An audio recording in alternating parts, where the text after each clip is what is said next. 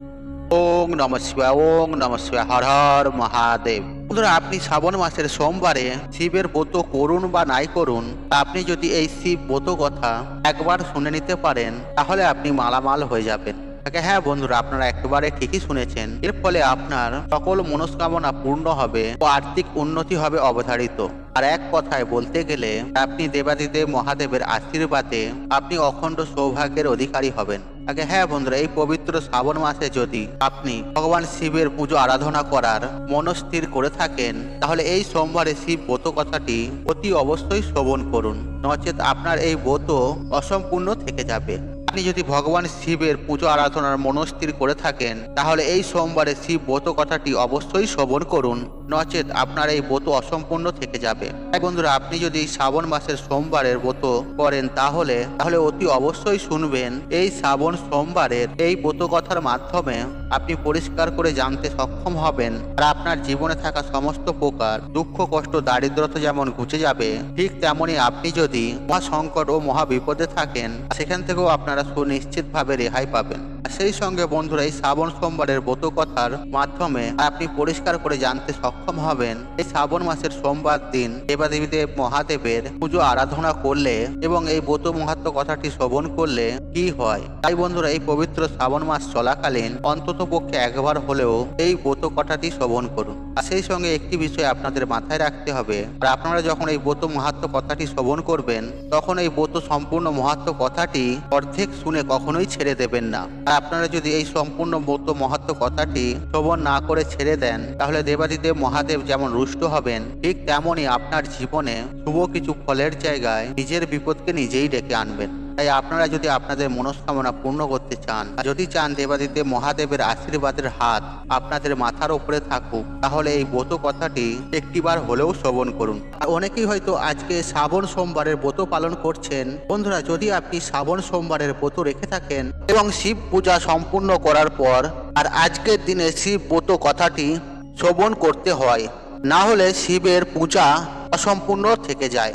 বন্ধুরা, এই ব্রত কথার মাধ্যমে আপনি পরিষ্কারভাবে জানতে সক্ষম হবে যে আজকের দিনে শিব পূজা করলে আসলে কি হয়। তাই শিব পূজার পূর্বে এই ব্রত কথাটি অবশ্যই শ্রবণ করুন এবং ভগবান শিবের পুজো সম্পূর্ণ হয়ে যাওয়ার পর আরও একবার এই ব্রত কথাটি শ্রবণ করুন। বন্ধুরা, আমি আশা করছি আপনাদের এই ব্রত কথাটি ভালো লাগবে। তাই বন্ধুরা, এই ব্রত কথাটি শুরু করছি। তার আগে আপনাদের বলি, আপনারা মনের ভক্তি রেখে শ্রদ্ধা রেখে কমেন্ট বক্সে ওং নমঃ শিবায় লিখে কমেন্ট অবশ্যই করবেন। এতে বাবা মহাদেবের আশীর্বাদ সদা সর্বদাই আপনার উপরে থাকবে এবং তার সাথে সাথে আপনার বিশেষ কিছু মনস্কামনা পূর্ণ হবে বাবা মহাদেবের আশীর্বাদে। বন্ধুরা, শুরু করছি দেবাদিদেব মহাদেবের শ্রাবণ সোমবারের শিব ব্রত কথা। ওং নমঃ শিবায়, ওং নমঃ শিবায়, ওং নমঃ শিবায়। পুরাকালে অমরপুর নামে একটি নগরে একটি ধনী ব্যবসায়ী বসবাস করতেন। দূর দূরান্তে তার নাম যশ ব্যবসা ছড়িয়ে পড়েছিল। ঐশ্বর্য, যশ, মান, সম্মান সমস্ত কিছু থাকা সত্ত্বেও এই ব্যবসায়ীটা ছিল একদম দুঃখী মানুষ, কারণ তিনি ছিলেন নিঃসন্তান।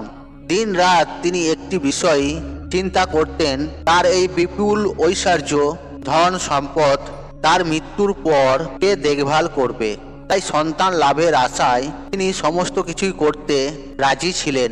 আর তিনি একদিন জানতে পারলেন শ্রাবণ মাসের সোমবার দিন যদি ভক্তি ও নিষ্ঠা সহকারে দেবাদিদেব মহাদেবের আরাধনা করা হয় তাহলে ভোলানাথ শিব ভক্তের সকল মনোকামনা পূরণ করেন। যথাবিধি মেনে সন্ধ্যেবেলায় তিনি শ্রাবণ মাসের সোমবার দিন ভগবান শিবের অত্যন্ত নিষ্ঠা ও ভক্তি সহকারে পুজো করলেন।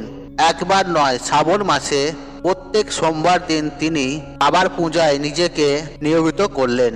ব্যবসায়ীটি নিষ্ঠা ও ভক্তি দেখে শিব জয়া পার্বতী শিবজিকে বললেন, হে পান্নাথ, এই ব্যবসায়ী আপনার একজন সত্যিকারের ভক্ত। শ্রাবণ মাসের প্রত্যেকটি সোমবার দিন সে যথা বিধি মেনে আপনার পুজো করছে। তাই এই ব্যবসায়ীর মনোকামনা আপনার অবশ্যই পূরণ করা প্রয়োজন। ভগবান শিব দেবী পার্বতী কথা শুনে প্রথমে সামান্য হাসলেন, তারপর বললেন, হে পার্বতী, এই সংসারে সমস্ত ব্যক্তিকেই নিজের কর্ম অনুসারে ফল প্রদান করা হয়ে থাকে। মানুষ যেমন কর্ম করবে ঠিক তেমনই তার ফল পাবে। ভগবান শিবের এই কথা শোনার পরেও পার্বতীজি অত্যন্ত আগ্রহসহ হয়ে বললেন, আপনাকে কিন্তু আপনার এই ভক্তের অবশ্যই মনোকামনা পূরণ করতে হবে, কারণ আপনার এই ভক্ত অন্য 5 জনের থেকে অনেকটাই আলাদা। শ্রাবণ মাসের প্রত্যেকটা সোমবার দিন যে যথাবিধি মেনে আপনার পুজো করছে, আপনার পুজো সম্পূর্ণ করার পরই সে ভোজন গ্রহণ করছে। আপনাকে এই ব্যক্তির সন্তান প্রাপ্তির মনোকামনা অবশ্যই পূরণ করতে হবে। দেবী পার্বতীর এতই আগ্রহ ও অনুরোধ দেখে ভগবান শিবজি না করতে পারলেন না। তিনি বললেন, ঠিক আছে, আমি এই ব্যবসায়ীটিকে সন্তান প্রাপ্তির বরদান করছি, কিন্তু তার এই সন্তান 16 বছরের অধিক জীবিত থাকবে না।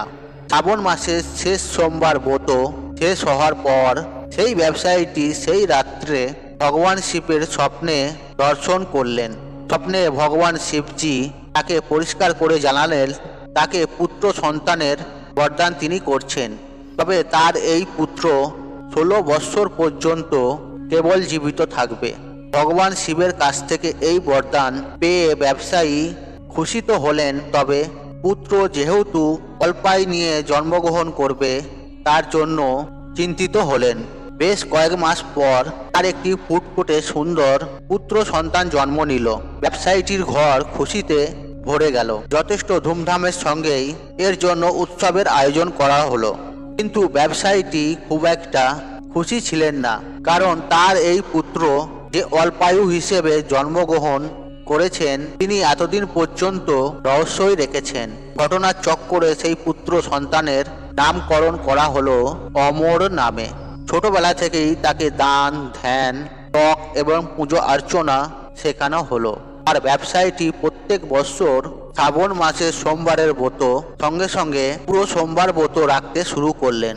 এরপর ব্যবসায়ীটির ছেলে অমরের বয়স যখন 12 বৎসর হলো, তখন ব্যবসায়ীটি তাকে শিক্ষা প্রদানের উদ্দেশ্যে তার মামার সঙ্গে বারাণসীতে পাঠালেন এবং যাবার সময় বলে দিলেন, যেই স্থানেতে শিব মন্দির দেখতে পাবেন সেখানেই ভগবান শিবের পুজো করবেন এবং ওই স্থানে দিন দুঃখী মানুষ এবং ব্রাহ্মণকে ভোজন করাবেন। এইভাবে মামা ভাগ্নে বারাণসীতে যাওয়ার পথে একটি নগরে প্রবেশ করলো। যেদিন প্রবেশ করলো সেই দিন সেই নগরের রাজার মেয়ের বিয়ে। তবে যে রাজার ছেলে মেয়েকে বিয়ে করতে এসেছে সেই রাজার ছেলের এক চোখ ছিল অন্ধ, আর এই বিষয়টি সে গোপন রেখেছিল। পথের মধ্যে সেই ব্যবসায়ীটির সুন্দর ছেলেটিকে দেখতে পেয়ে সেই রাজার এক কুবুদ্ধি জাগ্রত হলো। তার এই অন্ধ ছেলেটির পরিবর্তে সে এই ব্যবসায়ীটির ছেলেটিকে নিজের ছেলে হিসেবে পরিচয় দেবে। তারপর বিবাহ শেষ হয়ে গেলে এই ব্যবসায়ীটির ছেলেটিকে তাড়িয়ে দিয়ে সেই রাজ্যের রাজার মেয়েটিকে নিজের রাজ্যে নিয়ে যাবে। পানের ভয়ে ব্যবসায়ীটির ছেলেটি সেই সময় মুখে কিছু না বললেও বিবাহের পর রাজকুমারীর শাড়ির আঁচলে সুযোগ বুঝে লিখে দিয়ে যায় যে তোমার সঙ্গে তো আমার বিবাহ হলো, কিন্তু বিয়ের পর যে রাজকুমারের সঙ্গে তোমাকে নিয়ে যাওয়া হবে সেই রাজকুমারের আসলে এক চোখ অন্ধ। আমি তো বারাণসীতে শিক্ষা গ্রহণ করতে যাচ্ছি। বিবাহ সম্পূর্ণ হওয়ার পর পরের দিন সেই ব্যবসায়ী পুত্রকে তাড়িয়ে দেওয়া হয়, কিন্তু রাজকুমারী যেহেতু আসল সত্য জেনে ফেলেছে তাই সে রাজার অন্ধ পুত্রের সঙ্গে যেতে রাজি হয় না। ব্যবসায়ী পুত্র অমরকে নিজের স্বামী মনে করে তার জন্য প্রতিজ্ঞা করতে থাকে। অন্যদিকে অমর এবং তার মামা শেষ পর্যন্ত বারাণসীতে উপস্থিত হন। সেখানে 4 বৎসর ধরে অমর শিক্ষা গ্রহণ করে। তখন তার 16 বছর পূর্ণ হলো, আর সেই দিনই ভগবান শিবের স্বপ্নদেশ সত্য হয়, অর্থাৎ অমরের মৃত্যু হয়।